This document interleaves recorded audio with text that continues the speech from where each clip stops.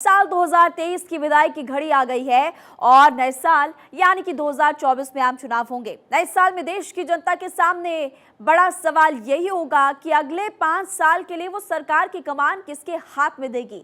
क्या पिछले 10 साल से सत्ता में काबिज बीजेपी पिछले 2 चुनावों की तरह इस बार फिर से धमाकेदार जीत दर्ज कर अपनी हैट्रिक पूरी करेगी, या फिर कोई बड़ा बदलाव देखने को मिलेगा और फिर से देश में मिली-जुली सरकारों का दौर लौटेगा। इसको लेकर इंडिया टुडे को दिए गए इंटरव्यू में प्रधानमंत्री मोदी ने हर एक सवाल का जवाब दिया और ज्ञान फॉर्मूले के जरिए बताया कि उनकी नजर आखिर किस पर है।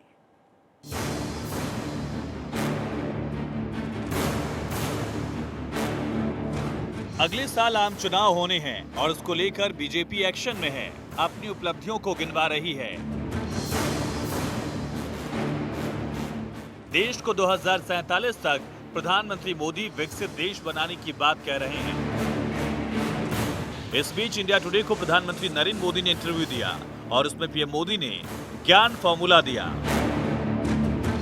उन्होंने कहा कि हम ज्ञान पर ध्यान देंगे, ज्ञान को सम्मान देंगे तो विकसित भारत बनेगा। पहले आप ज्ञान का मतलब समझ लीजिए। पीएम मोदी का ज्ञान फॉर्मूला: जी से गरीब, वाई से युवा, ए से अन्नदाता, एन से नारी शक्ति। पीएम मोदी ने इंटरव्यू में हर सवाल का जवाब दिया, बताया कि कैसे देश को आगे बढ़ाने की जुगत में लगे हुए हैं। उन्होंने कहा कि एक बीजेपी कार्यकर्ता, मुख्यमंत्री और पीएम रहते हुए उन्होंने जो भी काम किया उसमें हमेशा देश को आगे रखा है। पीएम मोदी से जम्मू कश्मीर से अनुच्छेद 370 खत्म करने को लेकर सवाल किया गया तो उन्होंने क्या जवाब दिया, बताते हैं। देश के लिए मुद्दा ये नहीं है कि आर्टिकल 370 के मामले को सुप्रीम कोर्ट ने कानूनी तौर से खत्म किया। लोगों को परेशानी इस बात से है कि एक अस्थायी प्रावधान को खत्म करने में इतना वक्त लगा। नेहरू जी ने संसद में कहा था कि घिसते घिसते घिस जाएगा, फिर भी जम्मू कश्मीर के लोग 7 दशक तक अपने अधिकारों से वंचित रहे। खास तौर पर निचले तबके के लोगों और महिलाओं को उनके अधिकार नहीं मिले। अब जब ये आर्टिकल हमेशा के लिए खत्म हो गया है तो जम्मू कश्मीर और लद्दाख के लोग जिंदगी में पहली बार अपने हाथों से अपनी तकदीर लिखने को आजाद हैं। पीएम मोदी ने एक बार फिर केंद्र में बीजेपी सरकार बनने का दावा किया। दलील दी है कि देश अब मिली-जुली सरकार नहीं चाहता। लोकसभा चुनाव आने वाले हैं और देश के लोगों का ये मत है कि इस देश को मिली-जुली सरकार नहीं चाहिए। ऐसी सरकारों की वजह से जो अस्थिरता आई उसमें हम 30 साल बर्बाद कर चुके हैं। लोग देख चुके हैं कि ऐसी सरकारों ने ठीक से शासन नहीं किया, तुष्टीकरण की राजनीति और भ्रष्टाचार फैलाया। इसका नतीजा ये हुआ कि देश की सारी उम्मीदें और खुद पर भरोसा खत्म हो गया था। दुनिया के सामने देश की खराब छवि बनी थी। अब देश के लोगों की पसंद भारतीय जनता पार्टी। पीएम ने परिवारवाद पर तीखा हमला बोला। कहा, परिवारवादी पार्टियों को बीजेपी के लोकतंत्र से परेशानी होती है।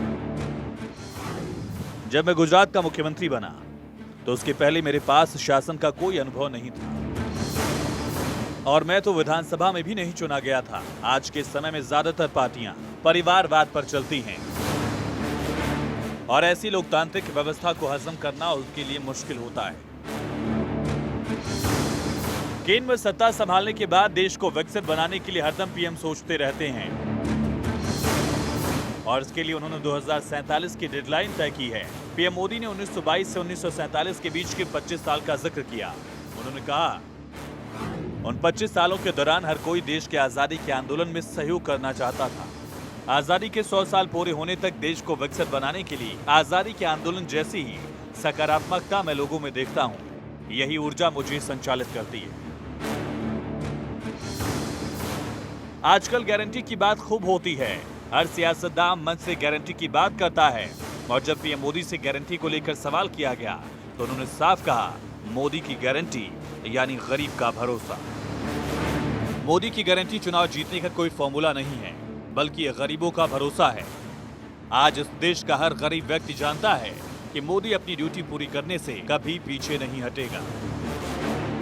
गरीबों का यही भरोसा मुझे ऊर्जा देता है, जिससे मैं चाहे थक भी जाऊं या अपनी क्षमताओं से ज्यादा काम करूं तो भी मैं उन गरीबों का भरोसा कभी टूटने नहीं दूंगा। दुनिया में भारत के बढ़े कद पर बातचीत करते हुए प्रधानमंत्री ने साफ कहा कि आज भारत वैश्विक आवाज तय करता है। भारत की क्षमताएं अब खुल गई हैं और वैश्विक मंचों पर भारत की मौजूदगी और भारत के सहयोग की मांग की जाती है। दुनिया की भी यही राय है कि ये भारत का समय है। पीएम मोदी ने हर सवाल का जवाब दिया और बताया कि देश को आगे बढ़ाने के लिए किस तरह से प्लानिंग की जा रही है। Bureau report, Bharat 24।